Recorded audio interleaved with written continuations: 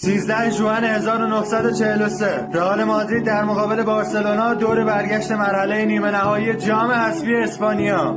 قبل از بازی آقای سانتیاگو برنابئو از هوادارا خواسته بود که ورزشگاه چامارتین رو پر کنن. برنده این بازی باید در فینال به مصاف اتلتیک بیلبائو بره که اون سمت والنسیا رو شکست داده. یه ضربه کاشته برای رئال مادرید در دقیقه 5 و حالا پرودن دروازه رو باز میکنه. همون اول کاری نشون میده که توی چامارتین رئیس کیه. ضربه سر رو میزنه، آنتونیو میسازه و باریناگا رئال مادرید رو به گل دوم این دیدار میرسونه. ورزشگاه رو منفجر کرد این بازیکن.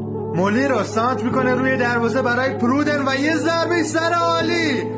حرکتی رو آغاز کرده آلونسو، یه بازیکن رو جا میذاره، پاس برای پرودن و توی دروازه هتریک. چه آتیشی رو به پا کرده پرودن در ورزشگاه. آلونسو کورتا رو دریبل میکنه، میخواد از همونجا شوت بزنه، ضربش رو دیدنی میزنه، تاق دروازه لوئیز میرا فرو میریزه. چه گلی زده از وسط زمین آلونسو. کاش جایزه‌ای برای زیباترین گل وجود داشت. حالا اونجا ساوتو پاس میده به مولی رو، از بین دو بازیکن میفرسته واسه پرودن. حتی گل شیشم برای رئال مادرید تو راه. آنتونیو بالاخره زهرش رو میریزه. دارن بارسلونا رو تحقیر میکنن کهکشانیا.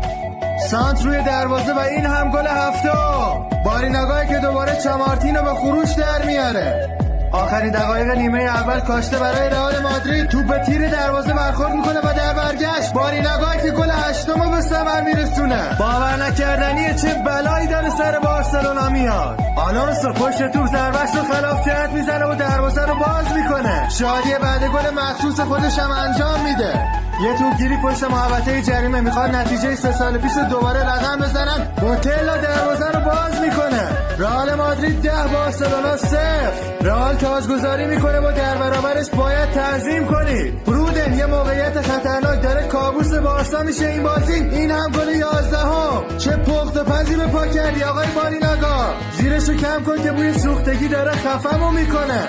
باور نکردنیه، بازی رفت و 3-0 باخته بودن، اما اونا دعا کردن برای معجزه و معجزه از راه رسید. رئال مادرید باشگاه معجزه هاست. دقیقه 89 ماریانو مارتین ضربه کاشته‌شو دیدنی میزنه، اما دیگه فایده ای نداره. رئال 11 بارسا 1. چه شبی شد واسه مادریدیا و چه طولانی 90 دقیقه های این ورزشگاه. در تاریخ بنویسید رئال مادرید پادشاه اسپانیا، امپراتور اروپا و سرور تمام تیم‌های جهانه.